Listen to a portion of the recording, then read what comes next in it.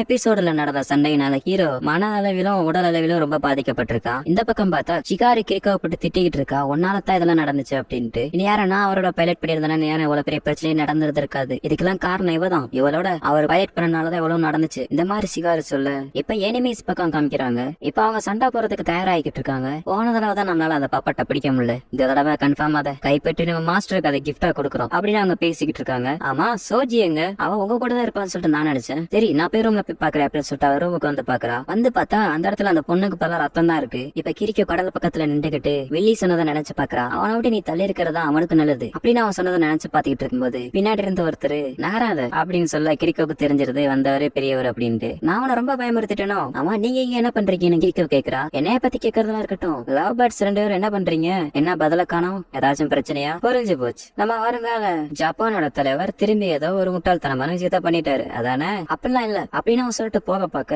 பெருசா அவளை புடிச்சிட்டு, இங்க பாருமா விதி இப்ப நம்ம ரெண்டு பேர்த்தையும் ஒரு காரணத்துக்காக தான் சந்திக்க வச்சிருக்கு, அதனால நீ இப்ப என் கூட வர அப்படின்னு அவர் சொல்ல, ஆனா என்னால முடியாது, நான் இங்க ஒருத்தரை பாத்துக்கிறேன் அப்படின்னு அவன் சொல்ல வர.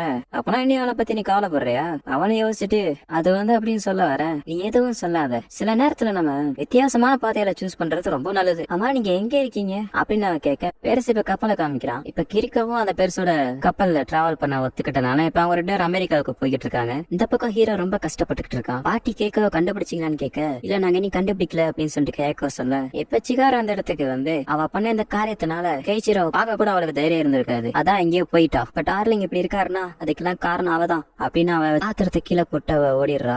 பாரு பொண்ணு, கடல் ரொம்ப பெருசு, அதனால இது உங்க கவலைகள் எல்லாம் மறக்கிறதுக்கு இவங்களுக்கு நல்லா யூஸ்ஃபுல்லா இருக்கும், அதனால இதை பயன்படுத்திக்குங்க அப்படின்னு பேச சொல்ல, இந்த பக்கம் கிரிக்க ஒரு பொண்ணு வாந்தி எடுத்துக்கிட்டு இருக்கிறத பாக்குறா. அம்மாவ யாரு அப்படின்னு கிரிக்க கேட்க, அவளா அவ ஒரு பைரட்டு, என்ன மைக்கா இன்னும் உங்களுக்கு கடல் செட் ஆகல அவள அப்படின்னு அவன் கேட்க, எதுக்குற அந்த மாதிரி சிப்ப வேமா ஓட்டுறீங்க, கொஞ்சம் பொறுமையா போனாதான் என்ன, ஒரு உன்னையே பார்த்த மாதிரி இருக்கு அப்படின்னு அவன் கிரிக்கவை பார்த்து கேட்க, கிரிக்கோ உனக்கு அவளை தெரியுமா நீங்க பெருசு கேட்க, எனக்கு இவளை நல்லாவே தெரியும், இவளை அப்படி மறக்க முடியும், இவதான் எங்க சூசனாவை திருறதுக்காக வந்தா அப்படின்னு அவன் சொன்னான. எனக்கு எல்லா விஷயம் தெரியும்டே, நானும் அந்த ரூமர்ஸ் கேள்விப்பட்டேன், அந்த பப்பட் ஊர் மக்கள் எல்லாம் தாக்குச்சு அப்படின்ட்டு, அதனால நீ அவங்கள எல்லாம் ஃபேஸ் பண்ண முடியாம இங்கே வந்தியா, அப்படி பார்த்தா நீனே என்ன மாதிரி தானே அப்படின்னு அவன் சொல்ல, கிரிக்கதை பார்த்துட்டு சண்டை போடுறதுக்கு ரெடியா இருக்கா, நீனே சண்டை போடுறதுக்கு ரெடினா வா நான் சண்டை போடுறதுக்கு ரெடி தான், ஆனா அதுக்கு முன்னாடி அப்படின்னு திரும்பி வாமிட் பண்ண ஆரம்பிச்சிடறா. நீங்க அவளை ரொம்ப கேர் பண்ற மாதிரி இருக்கு ரியோமா, உங்களோட பழைய ஹேபிட் போறாங்க திரும்பி வந்துருச்சு போலயே. ஆமா எனக்கு இந்த மாதிரி மனசு உடைஞ்ச பொண்ணுங்க மேல அன்பு கட்டுறதுனா எனக்கு ரொம்ப பிடிக்கும், இதுல உனக்கு ஏதாச்சும் பிரச்சனையா, இது உங்களுடைய கப்பல், நீங்க என்ன ஆசைப்படுறியோ அதை பண்ணுங்க அப்படின்னு அவன் சொல்ல,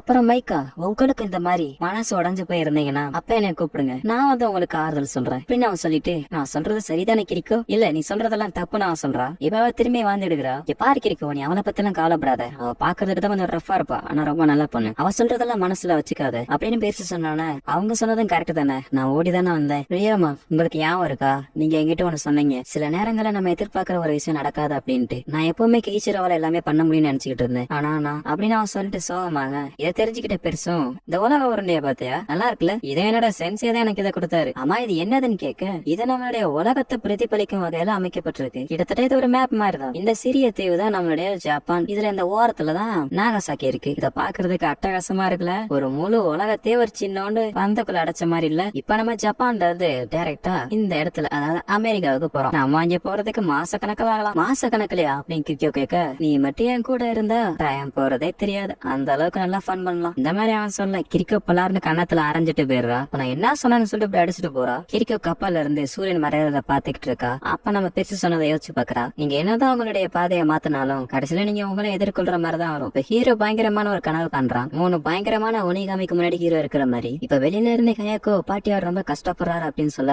இல்ல இல்ல அவ கொஞ்சம் தூங்கிக்கிட்டு இருக்கான், அதெல்லாம் பிரச்சனை இல்ல அப்படின்னு சொல்லிட்டு பாட்டி சொல்றாங்க. ஆனா எனக்கு இந்த மாதிரி இவனை பாக்குறதுக்கு ரொம்ப கஷ்டமா இருக்கு, அந்த ஒனிகாமியை யாராலையும் கண்ட்ரோல் பண்ண முடியாது அப்படின்னு பாட்டி சொல்ல, என்ன எதுக்கு இவரை நீங்க சூசனாவை பைலட் பண்ண வச்சீங்க அப்படின்னு அவன் கேட்க, ஒரு நிஞ்சாவா அது என்னுடைய வேலைமா. என்னது வேலையா? ஆமா, டொக்குக்காவா கைச்சிரோ சூசனாவை கண்ட்ரோல் பண்ணி ஏடாவுக்கு போய் சோகன் ஆகணும் அப்படின்னு தான் விதிக்கப்பட்டிருக்கு, அதனாலதான் அவனை அவ்வளவு கஷ்டப்பட்டு வளர்த்தேன். ஆனா இப்ப நான் யோசிச்சு பார்த்தா நான் பண்ணதெல்லாம் சரியான எனக்கே சந்தேகமா இருக்கு இந்த மாதிரி பாட்டி சொல்ல, உங்க மேல தப்பு இல்ல பாட்டி, கைச்சிரோ தான் அவராதான் முடிவெடுத்து இந்த போர்ல சண்டை போட்டாரு அப்படின்னு அவன் சொல்ல, நீ என்னை சமாதானப்படுத்துறதுக்கு தான் அதெல்லாம் சொல்றேன்னு எனக்கு தெரியுது, இருந்தாலும் நான் உயிரோட இருக்கிற வரைக்கும் கைச்சிரோவுக்கு ஒன்னும் ஆக விட மாட்டேன், அது மட்டும் இல்லாம உங்களுக்கான பதவியை நீங்க தான் சூஸ் பண்ணணும் அப்படின்னு பாட்டி சொன்ன எனக்கு புரிஞ்சு பாட்டின்னு அவன் சொல்றான். இப்ப கப்பல்ல பெருசு, கிரிக்கோ இங்க வந்து பார் ஸ்டார்ஸ் எல்லாம் எவ்வளவு அழகா இருக்குன்னு. இப்ப பெருசு அப்படியே கிரிக்கோ கிஸ் பண்ண போக கிரிக்கோ பெருசை தள்ளி விட்டுறா. நான் கொடுக்க வந்த கிஸ் வேணாம் வேணான்னு சொன்ன முதல் நீதான், இதுதான் அதுக்கான கரெக்டான நேரம் அப்படின்னு பெருசு சொல்ல, இல்ல என்னால முடியாது என்னைய மன்னிச்சிருங்கன்னு சொல்றா. இவ பெருசு அங்க போயிட்டு இருக்கிற கப்பல ஒத்து பாத்துக்கிட்டு இருக்கான். இந்த பக்கம் ஹயாக்கோ வந்து கிணத்துல இருந்து தண்ணி எடுத்துக்கிட்டு இருக்கும்போது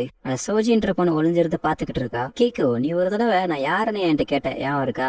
எனக்கு ஞாபகம் இருக்கு அப்படின்னு சொல்லிட்டு கிரிக்கோ சொல்றா. இந்த கேள்வி எனக்கு சின்ன வயசுல இருந்துச்சு. நான் யாரு, என்னால என்ன பண்ண முடியும் அப்படின்ட்டு. அப்பதான் நான் ஃபாரினர்ஸா மீட் பண்ணேன். அவங்க என்ன பத்தி தெரிஞ்சுக்க விரும்புனாங்க. நம்ம ஜப்பான்ல அப்படி என்ன நடக்குது அப்படின்னு சொல்லிட்டு தெரிஞ்சுக்க. அவங்க நம்மளை பத்தி தெரிஞ்சுக்கிறதுக்கு தான் வந்தாங்களா அப்படின்னு கிரிக்கோ கேட்க, ஆமா, என்னோட 21 வயசுல நானும் அந்த பிளாக் ஷிப்ல தான் இருந்தேன். என்னோட ஆசைலாம் எல்லா கண்டத்தையும் போய் சுத்தி பார்க்கணும். அதான் அப்பதான் ஒரு விஷயத்த பத்தி தெரிஞ்சுக்கிட்டேன். நம்ம அந்த சின்ன நாட்டிலே இருந்தா நம்மளால பெரிய பெரிய விஷயத்தெல்லாம் பார்க்க முடியாது. அதனால முதல்ல இங்க இருந்து வெளியில போகணும் அப்படின்னு சொல்லிட்டு அந்த பிளாக் ஷிப்ல நான் ஏறினேன். அவங்க நம்ம நாட்டோட ட்ரேட் பண்ணணும்னு சொல்லிட்டு ஆசைப்பட்டு வந்தாங்க. ஆனா எனக்கு அப்ப தெரியல அவங்க நிஜமாலே ட்ரேட் தான் பண்ண வந்தாங்களா அப்படின்ட்டு. அப்பதான் நான் அதை பார்த்தேன். அதோட பேரு தான் ஒனிகாமின்னு சொன்னாங்க. அந்த அளவுக்கு பயங்கரமா இருந்துச்சு. என்னோட அதிர்ஷ்டம் உயிர் பிடிச்சதே பெரிய விஷயம். அது பண்ண அட்டாக்னாலதான் எனக்கு இப்ப கையில எவ்வளவு பெரிய தழும்பு வந்திருக்கு. ஆமா, ஒனிகாமி எதுக்கு பயன்படுத்தினாங்கன்னு உங்களுக்கு தெரியுமான்னு கிரிக்கோ கேட்க, எனக்கு தெரியும். டோக்குகாவா ஃபேமிலி தான் ஒனிகாமிய பயன்படுத்தி சிவில் வார முடிவுக்கு கொண்டு வந்தாங்க. ஆனா போரோட முடிவுல பல ஒனிகாமிகள் அழிக்கப்பட்டுச்சு. ஆனா அதுல 2-3 ஒனிகாமிகள் மட்டும் தப்பிச்சிச்சு அப்படின்னு பேரு சொல்ல,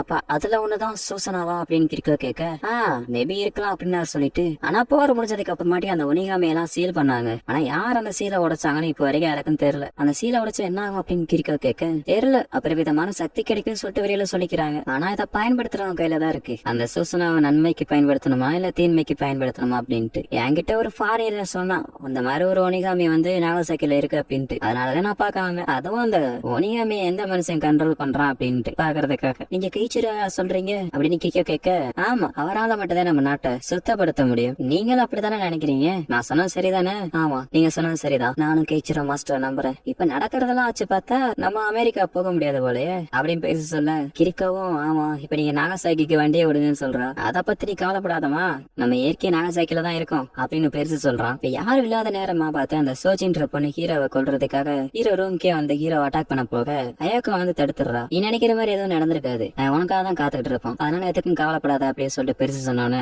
கிரிக்கோ டாங் சொல்றதுக்காக வர, நீ எதுவும் சொல்ல வேணும் அப்பவே சொன்னாங்கல்ல அப்படின்னு பேச சொல்ல, இப்ப சிகாரு வந்து கிரிக்கோ எங்க தான் போனாலும் அப்படின்னு சொல்லிட்டு அவளை பத்தி யோசிக்க, ஐகோஸ்கே அந்த இடத்துக்கு வந்து, நீங்க இங்கதான் இருப்பேன் எனக்கு தெரியும், ஆமா நீங்க கிரிக்காவை பத்தியே கவலைப்படுறீங்கன்னு அவன் கேட்க, நான் ஏன் அவளை பத்தி கவலைப்படணும் அப்படின்னு சொல்லிட்டு சிகாரும் சொல்ல, திடீர்னு பார்த்தா கடல்ல இருந்து ஒரு 5 ஷிப்ஸ் வந்துகிட்டு இருக்கு. இப்ப இந்த பக்கம் பார்த்தா அயோக்காவுக்கும் அந்த சோஜின்ற பொண்ணுக்கும் சண்டை நடந்துகிட்டு தான் இருக்கு. அந்த பொண்ணுக்கு அயோக்காவை பார்த்துட்டு, நீங்க இன்னும் பழி வாங்குறதுக்காக அவன் பின்னாடி தான் சுத்திக்கிட்டு இருக்கீங்களா, உங்களுக்கே அது கேவலமா இல்ல அப்படின்னு நான் சொல்ல, அவனும் பழி வாங்குறதுக்காக மட்டுமே கெய்ச்சிரா கூட இருக்கல, அவரை பாதுகாக்கிறதுக்காக தான் நான் கூட இருக்கேன், என்ன வேணா சொல்லிக்க, நான் உன்னை கொல்ல போறேன் அப்படின்னு சொல்லிட்டு அந்த பொண்ணு அயோக்காவை கொல்றதுக்காக வரா. ஆனா திடீர்னு பார்த்தா அவ ரத்தம் வந்து எடுக்கிறா. எனக்கான நேரம் வந்துருச்சு, இந்த நேரம் பார்த்தா அது எனக்கு வரணும், சரி நீ ஆசைப்பட்ட மாதிரி உங்க அப்பாவை கொண்டதுக்காக பழி வாங்கிக்க அப்படின்னு சொல்லிட்டு அவ சொல்ல, அயோக்காவும் கொல்றதுக்காக கத்திட்டுக்கிறா. ஆனா அவ கொல்லல. இப்ப அந்த சோஜான்ற பொண்ணோட கூட்டாளிங்க 2 பேரும் இப்ப வந்து சோஜா வந்து பாக்குறாங்க. அந்த நேரம் பார்த்து எவன் தரல வீரங்கி வச்சு சிட்டியை தாக்கிக்கிட்டு இருக்காங்க.